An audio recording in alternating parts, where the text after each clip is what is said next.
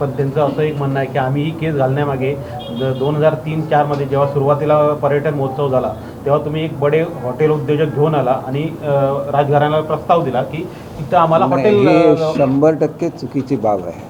कधीच ह्याच्यामध्ये हॉटेल करण्याचा प्रस्ताव कधीच नव्हता. ह्याच्यामध्ये फक्त बोटिंगचा क्लब केलेला आहे, बोट क्लब, आणि त्याच्या संदर्भातल्या सुविधासुद्धा अजूनही अर्धवट आहेत. त्याच्यामुळे तिथं आता आपण बघितलं की सेल्फी पॉईंट केलेला आहे आणि बोटिंग आहे ते खालच्या भागातून चालू आहे. त्याच्यामुळे असा काहीच प्रस्ताव हा कधीही झालेला नाही. त्यांच्या मनात काहीतरी गैरसमज असेल. जिथं राजवाडा आहे तिथं निश्चितपणे चांगल्या दर्जाचं हॉटेल होऊ शकतं हे मी पूर्वीपासून सांगतो आणि त्यांनी स्वतः ते सुरूसुद्धा केलेलं आहे. त्याच्यामुळे निश्चितपणे जे काही मी वेळोवेळी सांगत आलेलो आहे त्याच्यामध्ये मला तर राजघराण्याबद्दल संपूर्ण आदरच आहे. त्यांच्या विरोधात बोलण्याचा प्रश्नच उद्भवत नाही. जी वस्तुस्थिती आहे ती मी सांगितली.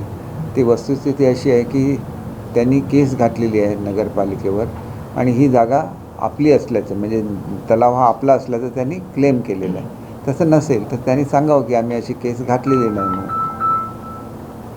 आणि 2003-04 जर पर्यटन महोत्सव झाला तर त्याच्यामध्ये तो सावंतवाडीच्या हिताच्या दृष्टीने पर्यटन महोत्सव होतो आणि तलावामध्ये तलावाच्या आतमध्ये तलावाच्या काठावर आमचे बसस्टॉपसुद्धा आहेत, बोटिंग क्लब आहेत, परंतु ते तलावाच्या काठावर आहे. तलावाच्या आतमध्ये कुठलाही प्रस्ताव हा कधीही केलेला नाही किंवा पुढेही केला जाणार नाही.